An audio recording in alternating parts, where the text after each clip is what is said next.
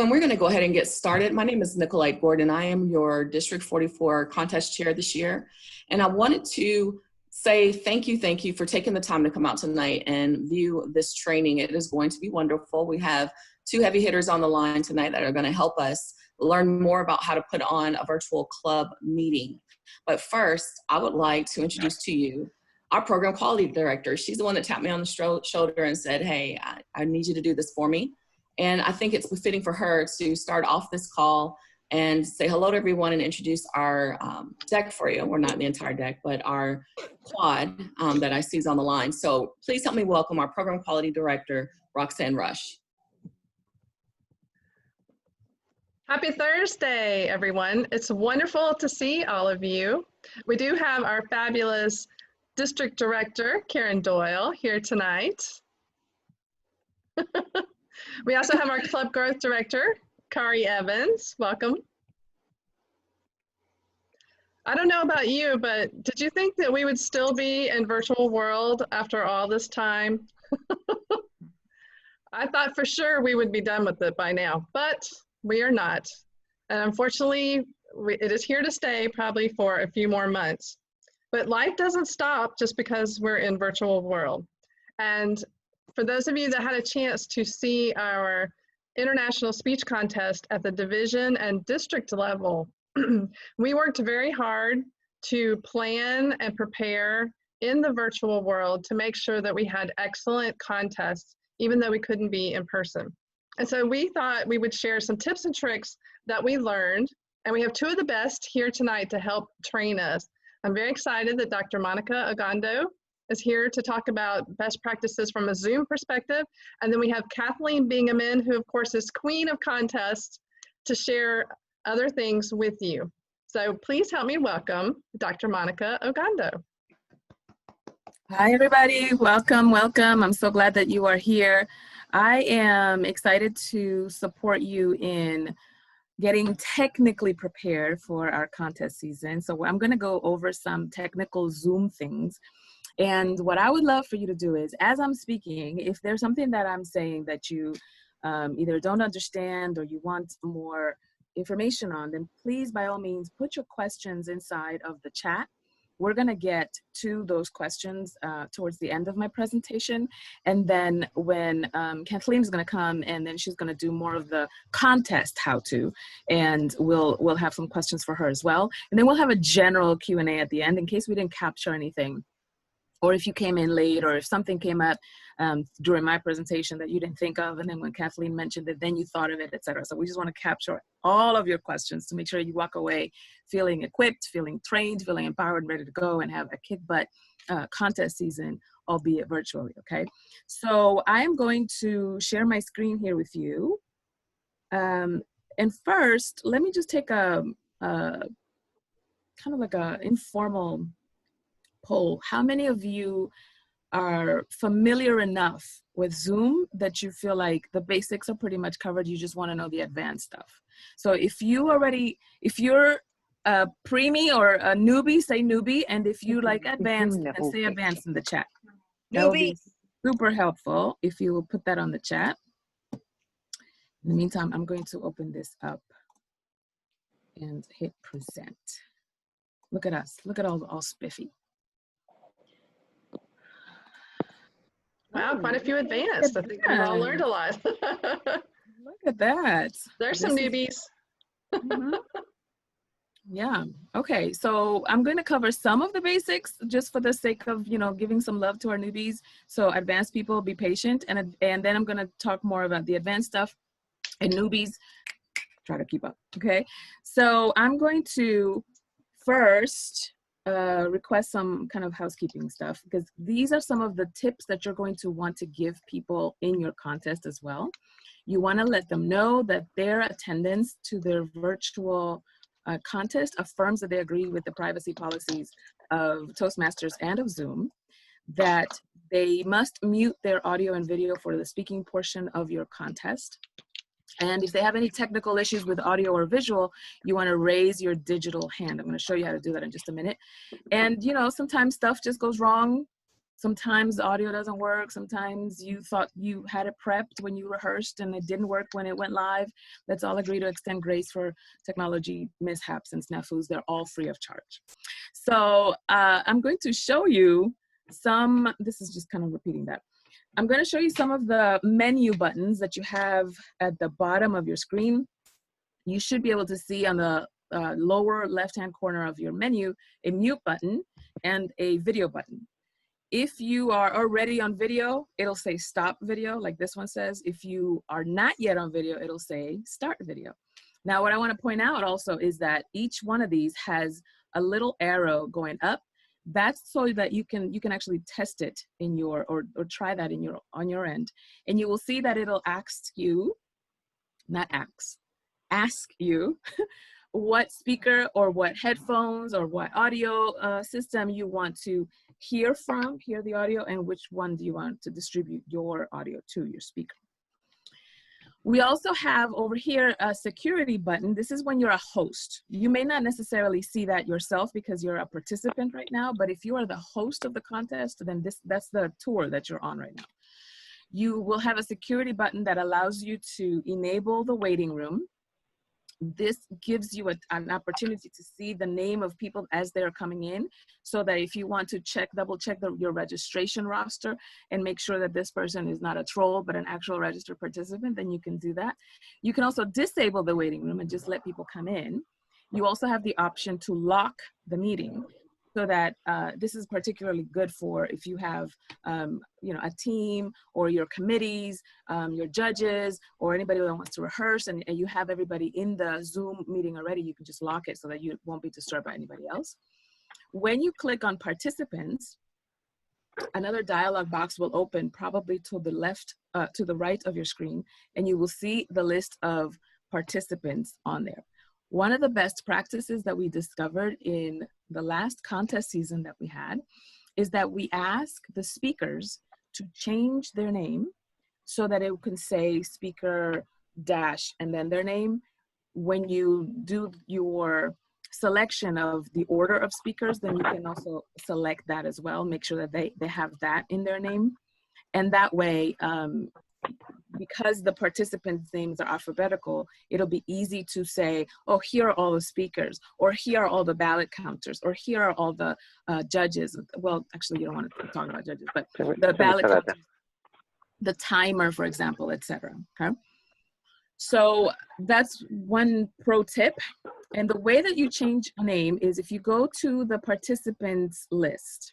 You can do that right now on yours. If you go to the participants list, if you click on your name, for example, or you hover over your name, there will be a button that says more. And when you click on more, it'll ask you to do one of two things. You can either rename or you can edit your profile picture. If you do rename, if you're looking at your participants list right now, I'm gonna change my name. And when you see it, put it in the chat so that I know that you saw it.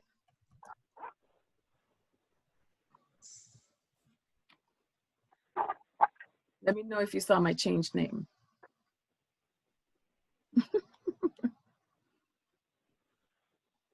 Yeah, see? Okay. So all you have to do is just click on the more button and then click rename, and there you go. And then you can always go back to wherever it is that you had it before.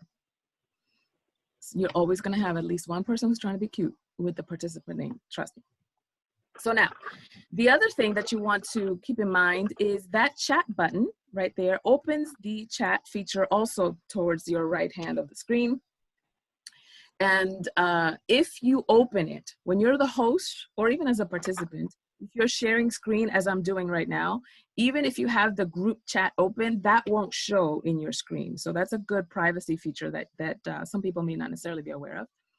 Then you have at the bottom in the center that green share screen, which is what I just clicked in order to be able to show you my presentation, my slides. There may be some speakers, for example, if you're doing hybrid meetings in your club, to do slides, etc. In contests, that's not usually seen, but if they do have slides, then that's the option to do share screen. You can also create polls in the contest. that may not necessarily be available to some contests. Some people may have another way of voting that is not through the polls, and I'll defer to Kathleen to tell me what the protocol is for that. But I just want you to know that technically you could do that here in Zoom. Also the record button, closed caption button. Here's the one that I wanted you to pay close attention to. You see on my screen where it says breakout rooms? I'm kind of hovering over it right now. So what you want to do when you are preparing your contest room is you want to click on breakout rooms. Right now, this is just a picture, so this is not a clickable thing that I can show you. But when you click on breakout rooms, it'll ask you to create. There'll be a button at the bottom of that add-on dialog box that says create rooms. You want to make sure that you add users or participants manually, not automatically. It gives you the option to do it automatically or manually. You want to do it manually because you only want to put people inside of the breakout rooms when it's time to do so. When you are in an in-person contest, you will notice that judges have some time to cast their vote, and then those votes go to the ballot counters and the ballot counters leave the room. So in the virtual environment, the breakout room serves as the way that the ballot counters can leave the room, okay? And so you can create those breakout rooms and leave them created, and then towards the end or towards the specific time of the meeting where you want folks to actually go into the breakout rooms, you can then open them, right? So it's 3 steps. Step number 1 is when you create the breakout room or when you open the breakout room dialog box, you can select people to the breakout and then make sure that you select manually instead of automatically, right? That's first. The second one is when you create the rooms, then you put the names on them. For example, chief judge and ballot counters, et cetera, okay? Speakers, contestants, et cetera, et cetera. If you need to have any kind of like prep time with the contestants themselves, you can set up another room for that. There are no limits to the breakout rooms that you have, but you don't need more than those 2 anyway. And then when you click on that more button that you see here on my screen, that allows you to see a sundry of other options. I'm gonna stop share for a second so that I can refresh my memory because I'm gonna see my more button here. So that button allows you to broadcast your contest live on Facebook and allows you to do it also live on YouTube. We don't typically broadcast our contest on YouTube. We typically do it inside of the Facebook group for District 44 Toastmasters. So if you haven't yet logged into that one, make sure that you do in case that you want to broadcast your contest. You don't have to. Let me go back to my screen so I can show you some more. Okay, we talked about chat. This is where you want to raise hand. If you go to the participants dialog box, at the bottom of it, there's a button that says invite.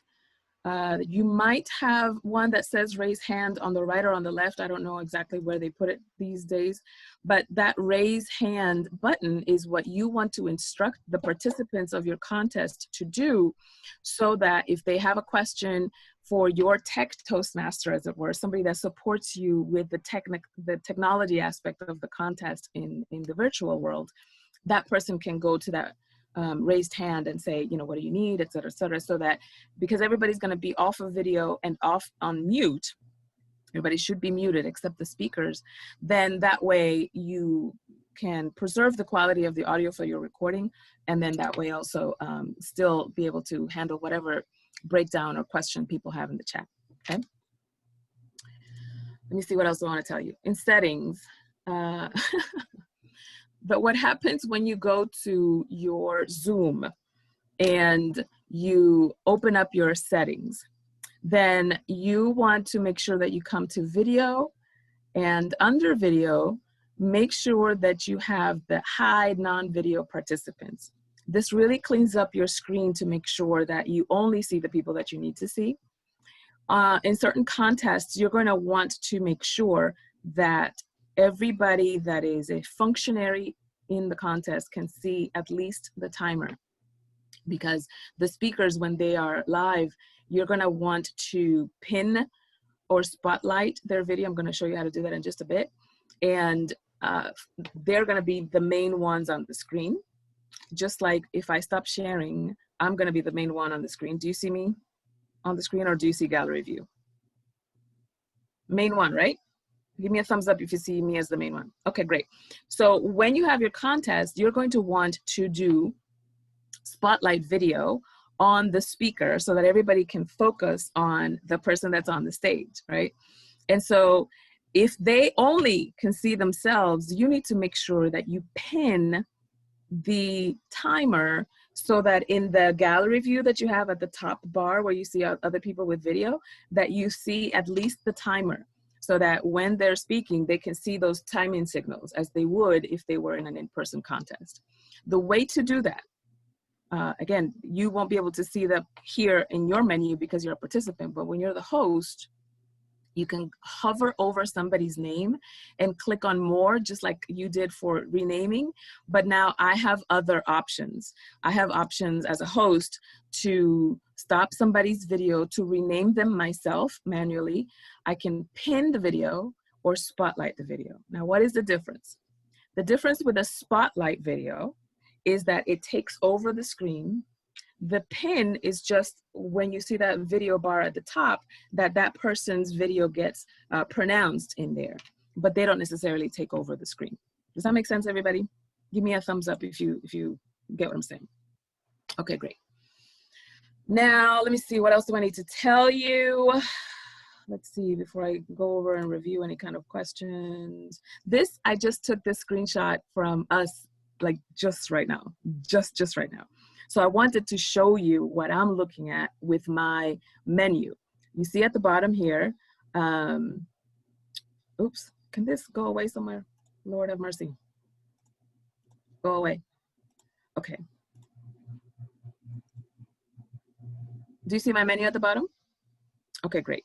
So the menu at the bottom, that's where you want to press the breakout room here, the more button here. And then the reactions are basically, for example, if somebody is speaking and said something funny, for example, for the humorous contest, because everybody's muted, you don't get the audience reaction that you might normally get from hearing people giggling or from their facial reactions, et cetera, because they're not on video. So one way to circumvent that on a virtual platform is to send folks some reactions. And what you'll see is a smiley face next to their name, et cetera. So that lets you know that they were listening and that they were giggling at what you were saying. So now, let's see. I am going to go to your questions. And I have the first question for you. Are you ready? Yep. Can you explain the registration process? So typically what happens is when in the user account, in this case, I don't know if we're going to use like PQD at D44 Toastmasters, whatever the main account is, we'll set up the recording or the registration page for the contest. So I'm gonna, let me take you through it so that you can see it. Sometimes it's easier to explain it when we go step by step. So let me come over here and show you. I'm gonna go to my account. Can you see my screen? Nicolette, right now we see your PowerPoint. Okay, great. And I'm gonna go to another screen. Do you see me going to zoom.us? Yes. Okay, great. So you see here PQD at D44 Toastmasters. That's one of the main accounts we have for our district. Excuse me one second. Sharon, if you could mute your line. Oh, sorry. I have a couple other lines that needs to be muted. Roxanne, if you could assist. Thank you, Monica. Please go ahead. No problem. So what you want to do is, let me actually, hold on a second. Let me sign out of here. And I'm going to sign into the PQD one so I can show you what we're talking about. All right. Meetings. When you schedule a new meeting, you can actually schedule it so that people can have to register for it. See where it says registration required? So when you go into your Zoom account in the dashboard, you create a meeting for the date of your contest. So let's say that the date of your contest is, I don't know, September 10th. And it's gonna be at 7 p.m. So you select that. and you give it a name. So Division E for excellence, right, Karen? Division E, club, et cetera, you give it the name, you say club, contest, et cetera. You give it a duration. I recommend that you set it up for 3 hours. Not that it's going to take 3 hours, okay? But you're gonna be there before people get in, you're gonna be there after people leave, et cetera. So you wanna give yourself ample time for the 90 minutes to 2 hours that it might take for the contest. You wanna give yourself ample time one way or the other. Then you hit on required registration, and you can ask it to generate the meeting ID automatically. I recommend that you do that instead of using your personal meeting ID, because this becomes easily recognizable, and sometimes people just jump into it because they know that that's your meeting ID. I recommend that you generate another one automatically. You can also give it a passcode and create a waiting room so that people can wait sort of like in the foyer before you let them all in. And you can assign a passcode here if you want. You can also allow video from the host and participants or not. This is toggleable, okay? And then you can mute participants upon entry, which is something that I highly, highly recommend. You can breakout room pre-assign. You can create the rooms as you create the meeting. And you can record the meeting automatically if you so desire. You don't have to do anything with it or upload it, but it's a good safety feature. And you can also enable join before host, so that if people come in there early, they can just wait in the waiting room and not have to wait for somebody else to open it up for them. They could just be in the foyer, as it were. And once you create it, I'm not going to create this one now. I'm just going to show you what it looks like once it's been created. So right now, for example, we created a club virtual contest training. If I go there, it'll show me at the bottom the registration options. So it tells me that 88 people registered. If you click on view, you can see the list of who registered, and you can send them email reminders, et cetera, et cetera. Like right now, we have it set up so that it can send an email upon registration. You can send additional emails as well, okay? I hope that answers your question. And I'm gonna get out of this share so that I can go back. I think that does. Now, we did have a question right before you told us to put in your name, and actually I was hoping you would stay there for a second, as far as how do you change your name? And I know you told us to click on the ... by our names, but do you still have that up where you can show them how you go to the participant pane and do it, or? Yeah, if you click on, and on your screen right now, if you click on participants, if it's not already open, then another screen will open up to the right of the video, and you'll see the list of participants. You can go to your name and hover over your name. You'll see a button that says mute, a button that says more. If you click on more, there's an option that says rename. And you can click on that and call yourself whatever you want. Like my grandmother used to say, it's not what you call me, it's what I answer to. Kamaria, that was your question. Please change your name. I want to see you do that. Next, we have a question from Kathleen Bingaman. Is it possible to create polls that only go to certain people, i.e. the ballot counters and chief judge? No. The polls are for the general meeting. Okay. Next question comes from Nye Jones Cordy. Can we assign people to break out before the people sign in? Yes, you can do that. As I just showed you, you can create the breakout rooms as you're creating the meeting. And then once you are inside of the meeting, when you go to create those rooms or to open them up, you can enter the participant name in there. Now, what happens, this is why it's important to give people nomenclature protocol, is you want to make sure that the person's name matches what they're saying, right? So if you want something just for the contestants, obviously the contestants have already registered for the contest, right? So you already have their name, you can put it in. So if there's any variation, like speaker one, Monica Ogando, as long as it recognizes some part of the name, it'll automatically put them in that room. And then once you open the room, they then have the option to go there. Excellent. Taylor C asks, so is it that we need a breakout room for everyone or then another for just the ballot counters? And I think Kathleen is probably going to go over that more in detail when we get ready for the contest portion. Yes, I'm going to defer to Kathleen on that, but from my memory, I can tell you that you just need the for the ballot counters. Okay. Our pre-recorded laughs tracks. This is a good one. Are pre-recorded laugh tracks allowed in a virtual humorous contest setting? And again, I think that might be a Kathleen question. I can give you my opinion.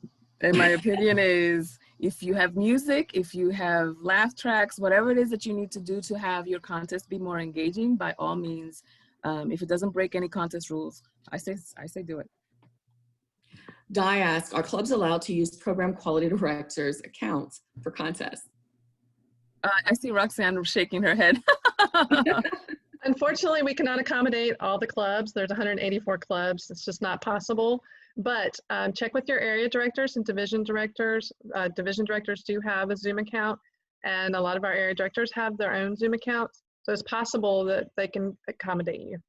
Yeah, and there may be some people inside of your club that have their own private Zoom account. For example, with Cobb Communicators, they meet on my Zoom account because I already use it for my business. That's a good question. And this is another good question from Tanisha. Can you do a poll within a breakout room? Yes, you can. Yes, you can. That's actually a great workaround.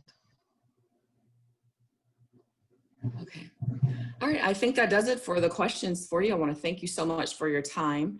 And I did want to take a moment to honor you. First of all, I wanted to introduce you. And some of you may know Monica, Dr. Monica Ogando, just from the many events that we've held. She's always been there for our technology. But I also want you to know that she's an executive and leadership development firm that she owns called CEO Mastery. And she is a public speaker already. Now, she did join Cobb Communicators about 4 years ago and has served as a former president. She's also served in the district as an area director for Area 53. And tonight, as you know, she laid this foundation for us. But I thought it was great. And one of the interesting facts that I saw on my cyber stalking of her is that she's given over 21 speeches this year alone. And these are speeches that are within a paid platform. So I just wanted you to know who you had in the room and let you know that we really appreciate you taking the time out to speak to us tonight about this. You counted my speeches? Oh, that's, somebody's counting your dollars when they do that. All right. Thank you, Nicolette. I appreciate everybody being here, and thank you for being willing to be flexible and be agile as we navigate these uncertain times. So I appreciate everybody being willing to play. All right, so next we have Kathleen Bingaman, and Kathleen Pope Bingaman is someone that all of you know. I'm sure you've seen her as she's managed so many aspects of our contest in the past, and we thought that she would be an excellent person to come and do this next portion for you. She has been a Toastmaster since 2006 and is a passionate about contests. She has served as district contest chair 3 times and has regularly competed in contests as well as being responsible for training our judges. She, along with Megan Riley, are responsible for the digital scripts used for the division and district contests, as well as being last year's contest trainers. And oddly enough, I definitely used those when I was an area director, division director. Everyone, please help me welcome Kathleen Bingaman. Thank you, Madam District Contest Chair. I recognize what a challenging job this is going to be for you, and I'm really excited. Everything I can do to help. So you're getting ready to do your very first contest digitally. Maybe you attended one of the district division contests or district contests and were appalled at how all this stuff was so weird. So we want to help you make it a little bit simpler. First thing is that a contest is still a contest. It doesn't really matter whether you're doing it digitally or you're doing it in person. The bare bones of the contest are exactly the same. You need the same kinds of functionaries. You need a contest master, preferably someone who has a good personality so they can get the audience jazzed and excited, but also knows when to step back and let the contestants shine. You need a chief judge. This should be somebody who is fairly familiar with Toastmasters. You don't want somebody who just started 3 months ago to be your chief judge, but they need to be aware of some of the rules. It'd be great if they'd actually been in a contest and knew a little bit more about it. And then you're going to need 5 voting judges and 1 tie-breaking judge. You'll also need at least 2, and preferably 3 timers and 2 ballot counters. None of that changes from where you would be if you were doing a contest in your club meeting. The difference is that you're going to want to make sure that a couple of these functionaries have some tech skills, particularly your chief judge and your sergeant at arms. Because a lot of times what we found worked really well is while the tech master is going to be handling like what Monica was doing, making sure that the polls are done, making sure that everything is flowing properly, having that designated sergeant at arms also able to do things where they can invite people in, particularly if you've got a lot of people coming to a contest. You don't necessarily want to have your tech master having to tick off everybody's name. When you do a live contest, at least when we used to do them, we would always have a couple of people who are like registration. And one would be for the contestants and one would be for the functionaries. And that way the contest chair doesn't have to worry themselves with those little details. So designate your sergeant at arms to be responsible for checking people in and letting them into the room.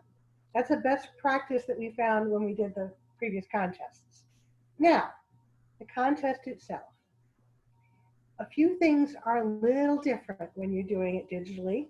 For one thing, we can't physically handle ballots. We can't physically handle judges' forms. We don't have the ability to stand in front of each other and give our briefings. And we certainly don't have a way to draw numbers for the speaking order. So here are some of the things you're going to need to be aware of. There is a web, as far as the contestant randomization, there is a website. I think it's random.com, but I know it's available on the web, on the District 44 website. We put it up as part of our contest results. If you go into that particular website and you enter the names of all of your contestants and hit randomize, it will give you a random order. I recommend you do this as part of your contestant briefing so that all the contestants can see that you did it and that you did it fairly and that no one got preferential treatment, because we don't want there to be any question that this contest was being conducted fairly. Now, the next thing you want to make sure of is that you have a briefing with your functionaries and a briefing with your contestants either earlier in the day for your contest or the day before. Because with this digital environment, there are going to be a lot of things that they're going to have to ask about. You're going to test drive a few things, and you don't necessarily want to be trying to do it right before the meeting starts because you could run out of time. So schedule a 45-minute to 1-hour meeting the day before your contest where you can go through things like, here's how we're going to collect the ballots. Here's how we're going to do the judging. Here, make sure that everybody has a stable internet connection and that they are aware of how to function in that digital environment so that when you get to the contest, you don't have as many things that you have to worry about. At that briefing, we have scripts. Megan and I rewrote the scripts and test drove them and rewrote them and test drove them some more and rewrote them and test drove them some more and rewrote them. So by this time they should be good.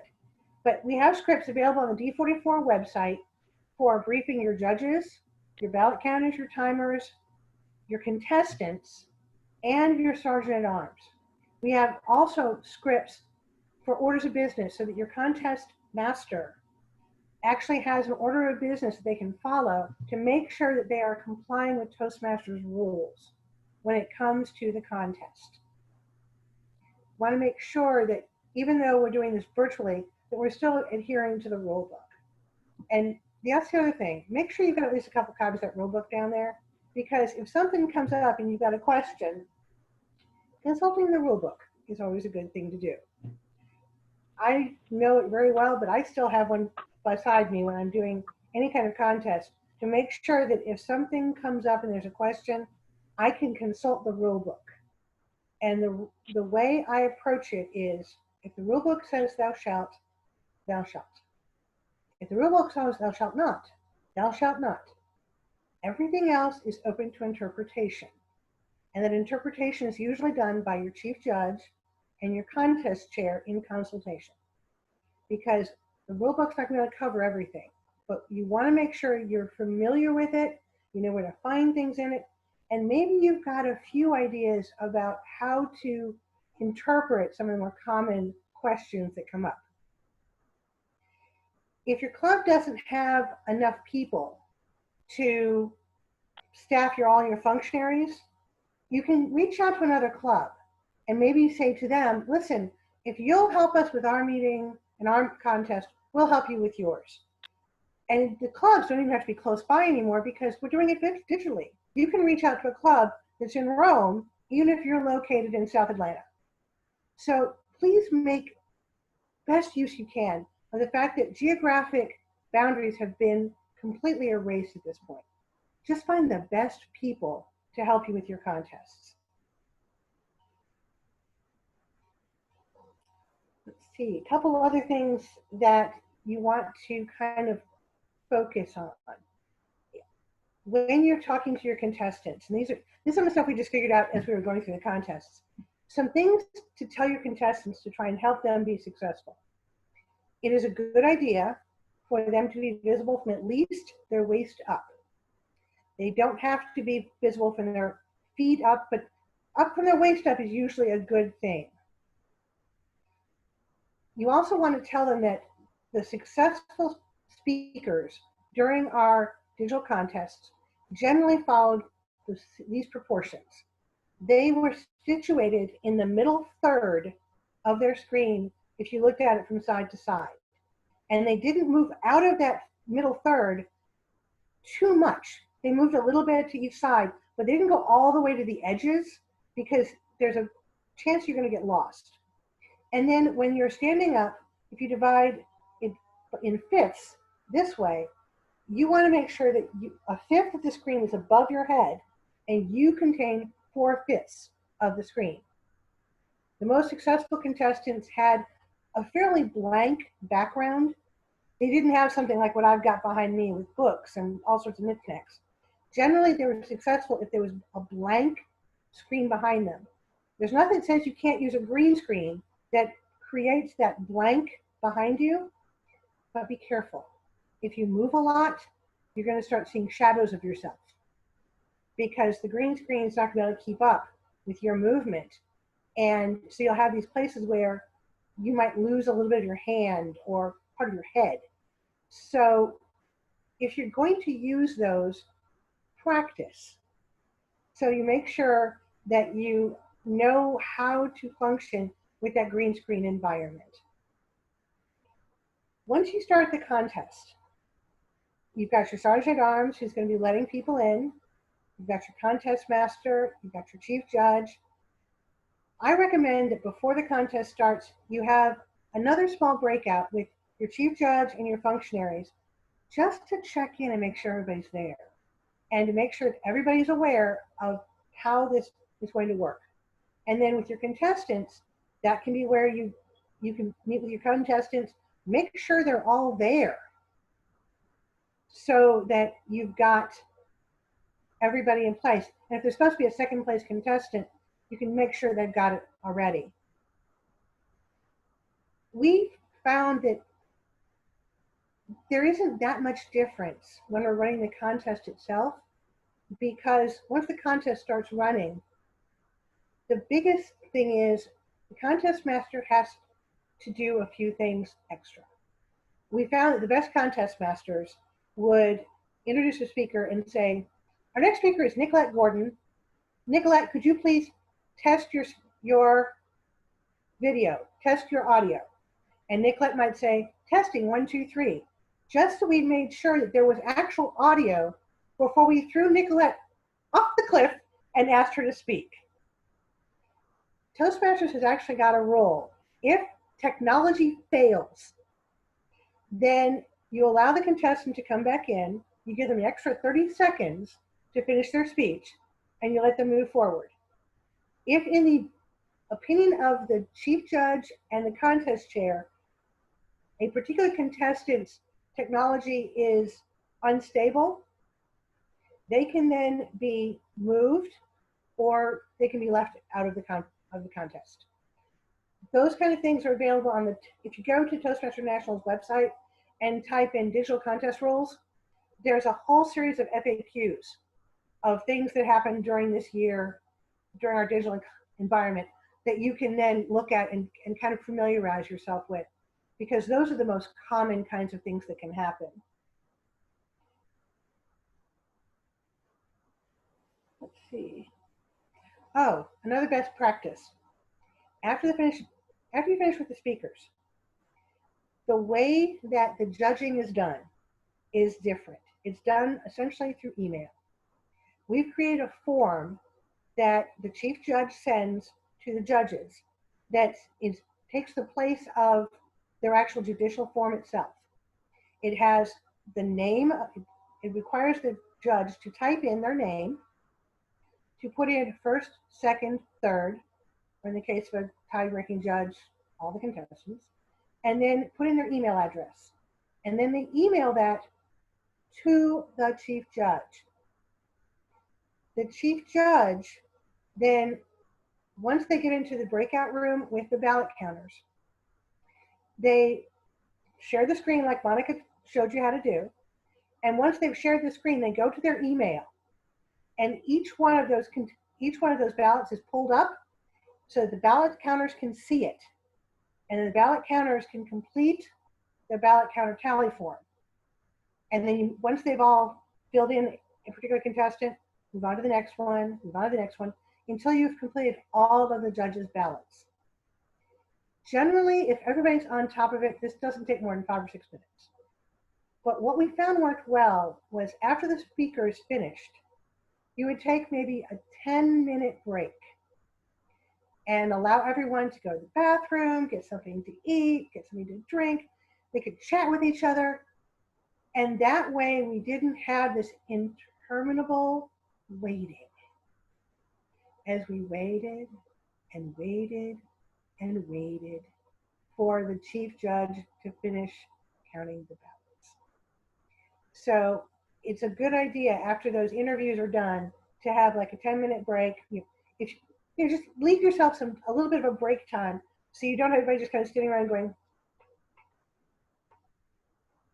Because we had a few of these where there were some hiccups, and it took 15, 20, 25 minutes to get the ballots counted.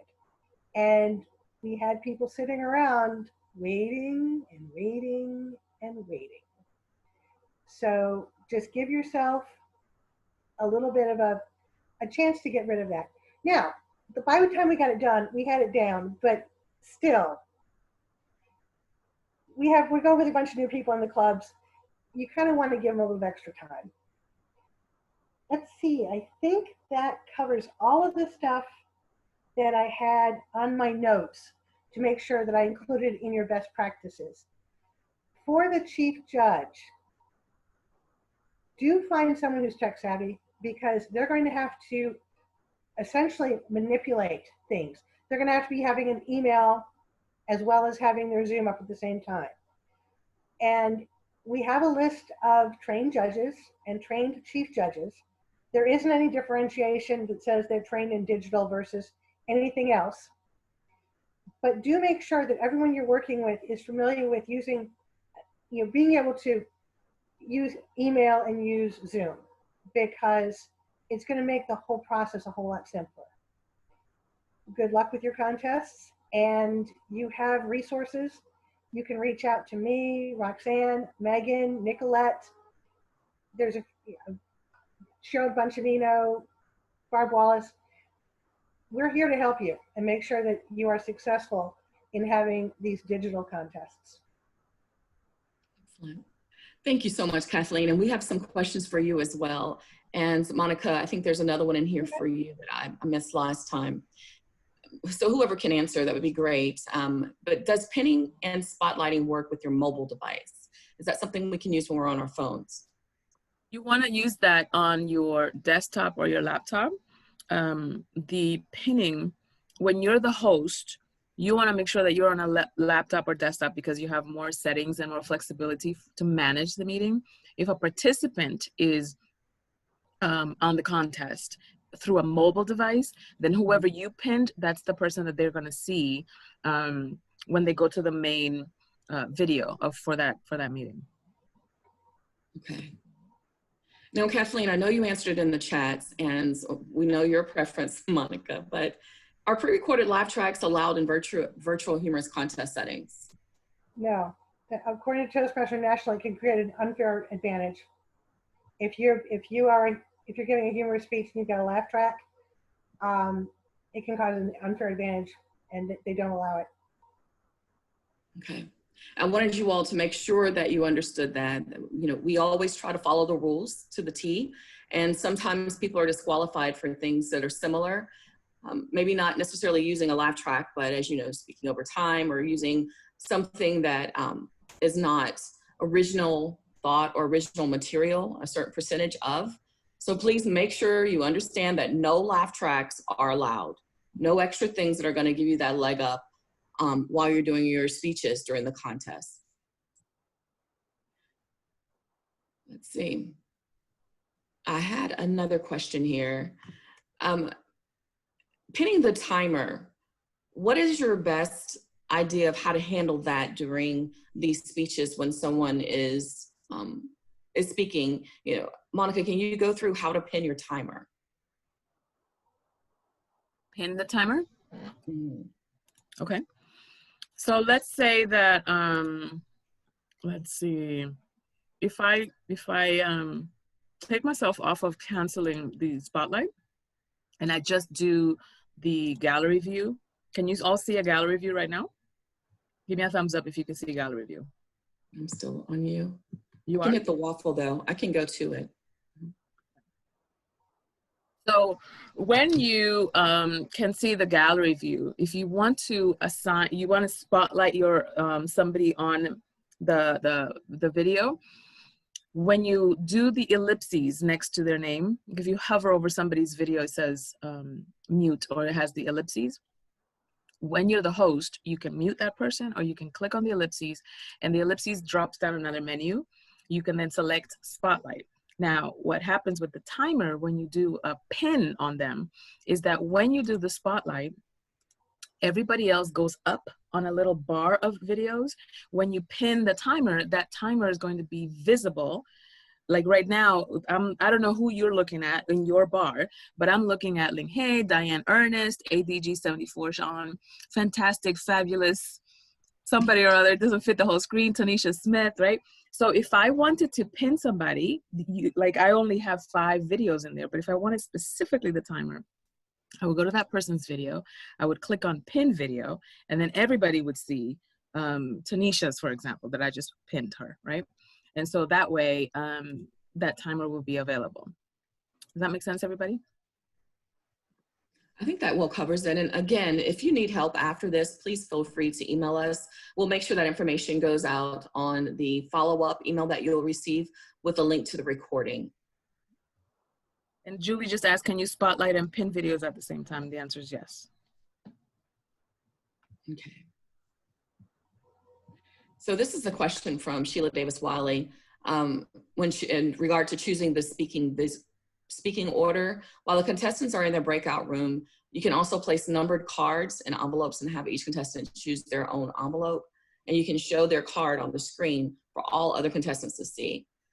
Just an idea that was put out there. And then Roxanne, she put out the link to random.org. So you could either show your screen and have them typed in, let everybody see their name and click on the randomizer and it'll come up, or you can do the cards. But basically you need to make sure that all of your contestants can see what you're doing on screen when you have this. Can the chief judge have a separate Zoom meeting with judges and create a poll that will vote for best contestant? And this is from Tanisha Smith. We've never tried that. It might be worth trying and seeing if it works. But I don't think, unless the chief judge is also the host, which you don't really want them doing that kind of double duty, they're not going to be able to create the poll. Because only a host can create the poll. Now, I think what we're learning here is that your functionaries need to have some technical capabilities, or you're going to need to have some training for them beforehand. There should be training anyway. We always have our meeting beforehand, but this is something you may want to do a few days beforehand so you can get all of these questions answered, because a lot of this is new for others. And especially at this level, at your club level, this is the groundwork, guys. We're exercising muscles here so that we can get stronger. And as people move through, we'll have even a bigger pool of people to choose from. But if we don't teach, then we won't have that. So try to teach people in your clubs how to do these things instead of looking out everywhere else to find seasoned people. We look for the seasoned people at the area, the division, and the district levels. But we're hoping that as you do with your speaking, at the club level, you're going to learn and have things taught to you there. Do we have the procedure for vote counting on the website is a question that Dwayne Smith asked. I believe it's there. If it's not, it's one of the documents that we uploaded, so it should be there. Yeah. Okay. Now, I don't see any other questions. Did I miss any? And you are able to take yourself off mute, but the reason we muted everyone is we couldn't have 63 people speaking at the same time. There was one about the Timers app, the Toastmasters International Timers app, if they could use that. I think you have to show your screen with that though, right? And if someone is speaking, they need to be on screen. Well, the speaker can, what we recommend is that the general audience either pin or spotlight the speaker, and the speaker should pin the timer. So the timer can be using those green screen backgrounds, green, yellow, and red. And they'll be seen by the speaker.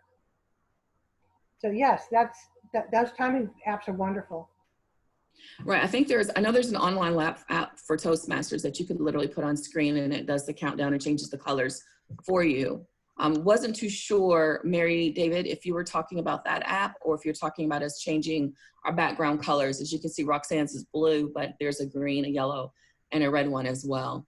I was actually talking about the app that you can use for meetings that has the timer as well as the grammarian and all of the meeting roles in their odd counter. Oh, okay. Is this on your phone? Yes, you can download it to your phone or tablet. So I know in our meetings, we do use that app, or at least I do when I'm timing, because then I can put the app to the screen. But as you can see, sometimes it might be a little bit hard to get it quite right so that you don't have the glare. For a contest, I don't know that I would do that. Okay. Our contests need to be really as easy to use as possible without any glitches. And anytime you're adding those other options, you can add some other glitches. Okay. For instance, we've had some people that don't have a green screen. As you don't see the green screen behind me, but I have a green screen that's on. Mm-hmm. People who don't have the green screen, sometimes they'll change their color and it changes their face. Right. Or it changes just part of the screen. It doesn't do the whole thing like you see with Roxanne's. I don't know if you all can see that, but you have to have something kind of solid behind you without a lot going on for it to pick up all of it. And it needs to not have wrinkles. If there's wrinkles or humps, it can change how your virtual background is viewed. So the timing thing is pretty critical. And I find it probably easiest to use something like what Roxanne has. And you all actually have the capability of moving out of the way of your screen. And so that the person can see it. But if you're using some other form of technology, then there needs to be the time where you're showing the contestants what it's going to look like when they're being briefed. So it might be a good idea to bring the timer in the room so they know who the timer is and they can see what the background is supposed to look like. And they also need to be taught how to pin. Any other questions? This is Tanisha Smith again, and I have been not really pulling my hair out, but testing over and over and over the best way for even during a regular club meeting, for the speaker or the table topic contestant evaluator to see the timer, and they're having hard times with it. And I know that from a laptop or desktop is so from a person who is presenting on their phone or tablet, see to tap the time, and it's really hard and a little bit frustrating to run I can't see the timer. Any suggestions or wins? I put it in the chat, like what they're doing at their club, so we could figure this out. It works if you're on a laptop or a desktop. Roxanne's computer her camera has the functionality to accept the background without a green screen. Not everyone's computer works that way. So it's just a bit frustrating with the timer and holding up a card like this, and then you see people doing, it's really distracting, and we're just trying to figure out a way to make this work, especially before contest season. I mean, before we have our contest. A couple of things that my clubs have done. One of my clubs, we've made it into a game where every week what the timer is using as the timing signals is whatever, it's like, it could be, okay, this green book, this yellow book, this red book. It could be, okay, this green frog, this yellow picture. Yes, you make it fun. And so every time it's something funky and new. For the contest, what we found was we had people with construction paper, and it was green construction paper, yellow and red, and they wrote in the middle of it in really big letters, green, yellow, red, and they just held it up in front of their faces so that people could see it. And then they would move to the next one.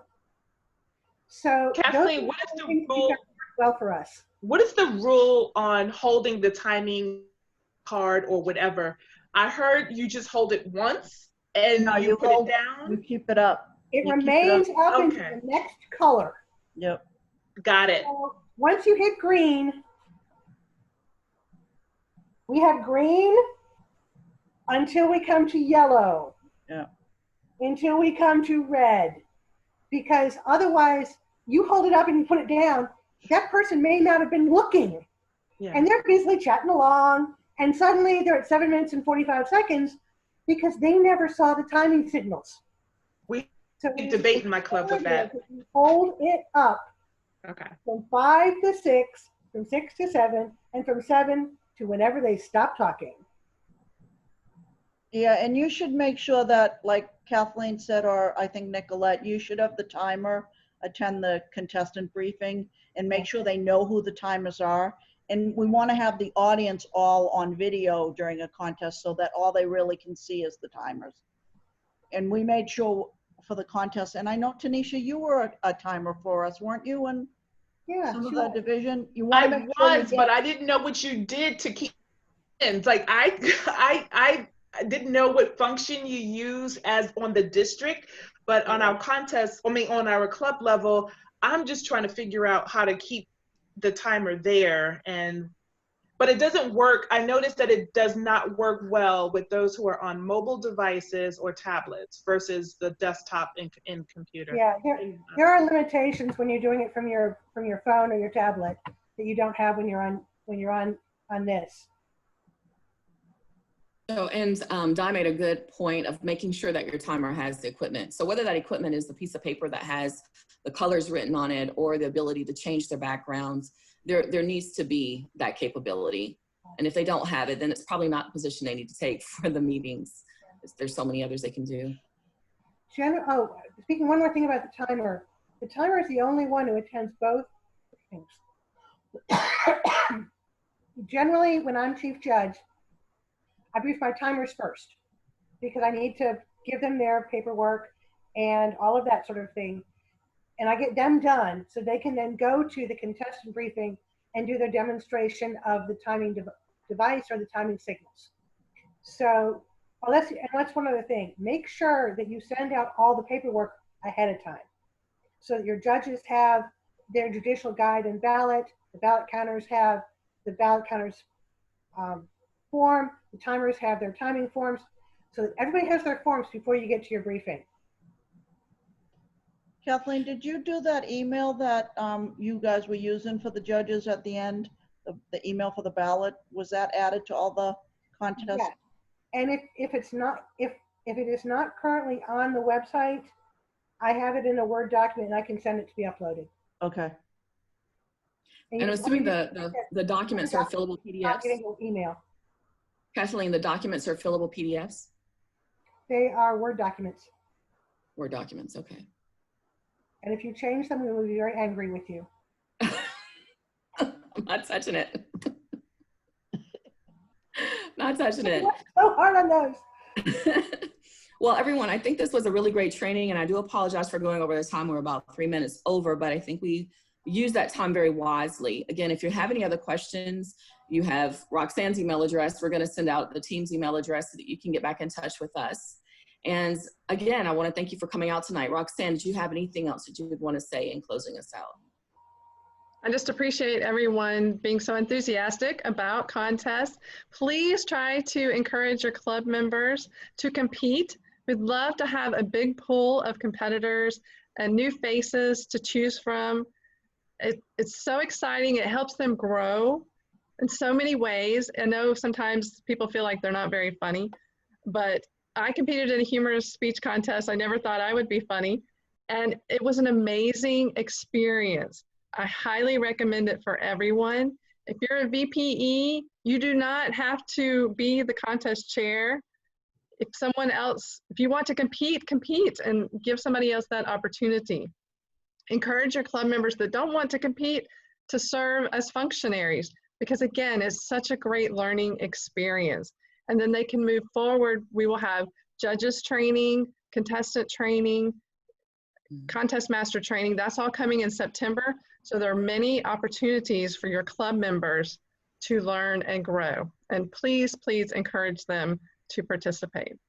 We appreciate all of you being here tonight. And again, we will send out emails so that you can contact us if you have any additional questions. Have a great night, everyone. Bye, everybody. Goodbye. Good night. Good night. Thank you.